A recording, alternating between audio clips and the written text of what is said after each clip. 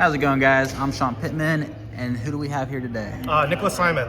Awesome. What'd you do, and how'd you do, and how'd you place? I got second place at the Indianapolis Regional playing K9 Vanquish Soul. Oh God, yes. Best deck in the room, baby. Do you have any shout-outs? Massive shout out to Team Evo and everyone that helped me put a lot of time and effort into theorying out this deck and at the sideboard. So massive shout outs to like Chris Wilson, Khalil, and massive shout outs to people at our locals like Hunter, Patrick, and like Grant. All right. Yeah, let's get right into it. All right, so again, we're gonna talk about the standard stuff here. This deck, like the engine here is like pretty non-negotiable. We're playing 3 Raisin, 3 Mad Love, 3 Holy Sue, 3 Jiaolong, 2 Burger, and 1 Values for the monsters. There's honestly discussion of playing more Borger because more people are playing Imperm and Veiler. So these cards get so much more value. Your opponent just shotguns an Imperm or a Veiler into Raisin or Mad Love thinking they're going to stop your entire turn, and you just punish them by having these cards. And the other big thing is people that only play 2 Jiaolong don't understand why having an extra fire in deck is just so valuable. And also just having something you can summon off Holy Sue and link, like use it for whatever and not care because you have more on the deck. And so... No, it all makes sense. And then for the spells of the engine, we have Rhoda, Start, Snow Devil, and then 3 Stake Your Soul. This is all pretty, like, to be expected. I wouldn't change anything here. So what made you not play Prosperity?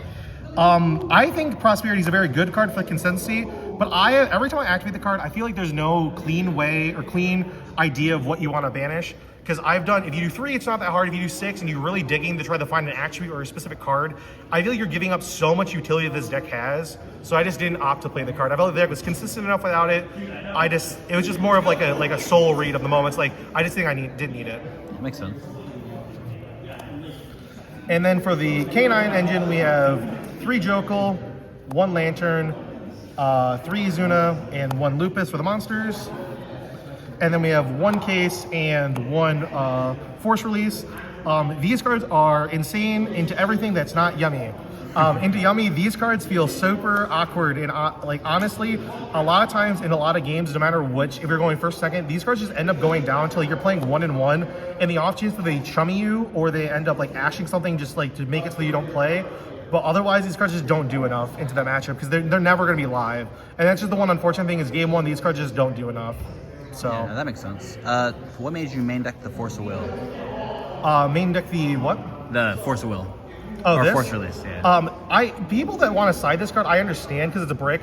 But the issue is like this card, inherently speaking, even if you're going second, this helps you push into boards by making Werewolf, or inherently speaking, like you can set up plays where you make Ripper, search this card, make Werewolf attack, and then reset this, and then use it again to pop another card on the following turn if you play more things in the extra deck. And it's just kind of a card, especially if you didn't search this card just wins games because people aren't going to play around it. So, Okay. The only other thing I didn't get to do today, but in testing was insane, was when Yummy tries to book your 2 names off Jokul, Jiaolong can go ahead and flip them back face up by revealing 1 fire, and most people don't know this. I don't know why, but it's like you do that. If a Yummy player just shotguns their interaction and books this, you're like, cool. Flip, search, and they literally just lost one of their major interactions into your deck. And then for non-engine with this, unfortunately, this deck doesn't get to play very much of it, but 1 Talent, 1 Called By. I played 2 Crow, and then we played 3 Ash and 3 Fua. Okay. These are pretty standard. Like these 8 cards are like unironically like in every list. If you look at like this deck's main deck to me is pretty solid and pretty easy. You have like 1 to 2 flex slots. A lot of times what people end up doing is they play Nib in this slot, and I don't hate that. I played Nib for like 2 weeks for testing for the last 2 to 3 weeks. And this card, Nib has a lot of utility. It's just awkward because if you play into the mirror, it ends up being a card that either trades for the Ripper Negate or you're opting to hopefully have a turn 0 interaction and Nib to be able to use your turn 0 interactions. This card in theory was just better in game 1 specifically because of the dark. You can do things with Borger or whatever, and then also into Yummy, you can force them to have an extender by taking the first thing they try to bring back with Minion, and that was pretty useful. And against the VSK9 deck game 1, a lot of times you go normal summon a guy, search, make rock, add back the thing you did so you can summon Holy Sue, and if you just DD Crow the thing they try to add back, they can never summon Holy Sue unless they have one in hand. So Okay. that's the main deck. It's 41 cards. What was the 41st card? The second Borger? No, in reality, it was the talents. I moved the talents from the sideboard to the main deck because I wanted just to put more stuff in the sideboard, and It's like the difference between 40 and 41 is so negligible, it just doesn't matter. Glad it worked out. Yep. And then for the extra deck, we have the 2 Rock, the 1 SP, the 1 Cerberus. I played this to respect people still playing Raziel or Lunalite, because if someone summons Baguska against you, you literally don't have an out if you don't play something. And I like this one because it instantly trades for the interaction of the Baguska, where people like playing Donner or the Virus Swordsman, the Link 2, but both those cards lose to Liger Dancer, and I just opted to play this one because it doesn't lose the Liger, at least it's going to trade for the Baguska at bare minimum. And then for the Xyz, we have 2 Ripper, 1 Werewolf, 1 Valon, 1 Arc Rebellion, the Nash Knight package of Nash Knight, C Nash Knight, and then the C 104 and 104. And then we have Zeus and Paradise Smasher. This is all pretty standard. I really don't like this card. This card never comes up. Everyone talks about how like, oh, you make this card so much and it's like game winning. It's like if you make this card and they have any level of interaction to beat this card, you put all your eggs in one basket just to lose. I think this card unironically probably should have been the Imperial Princess that summons level 5 from either graveyard, because you can convert K9 cards in the mirror into Vanquish Soul names, or you can just use this to go into SP and against Yummy to remove minion. So, I 100% agree with that card. How come no rocks?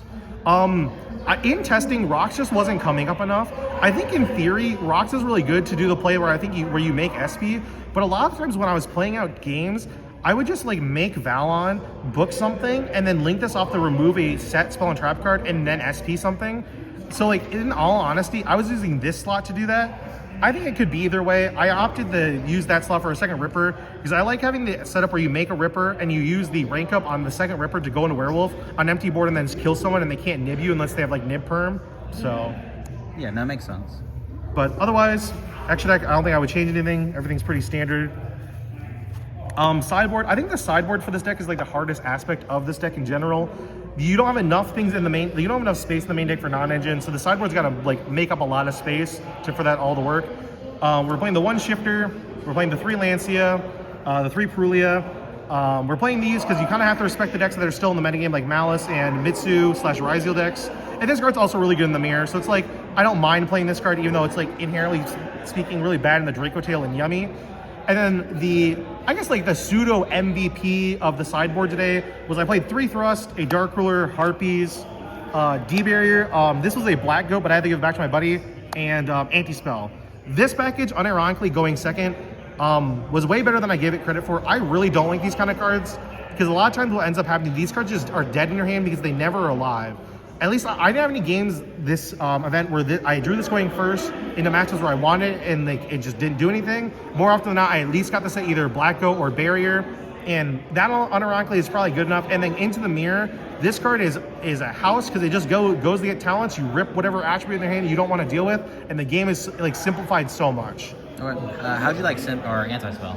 I played this over Tikaboo because everyone's playing Tikaboo, and my biggest thing is I didn't like the fact that if you look at the side patterns for this deck into the mirror, there's no clean side pattern if you go first in the mirror if you play Tikaboo. Because it's like when I talk to people or like our friend group, it was like people are putting Shifter, Tikaboo, and something else in the mirror. I'm like, well, those cards don't do anything. So I opted to play this card because even though it's weaker into decks like Malice and Yummy, it still does something. Where like Tikaboo into the mirror just does literally nothing. So that makes sense.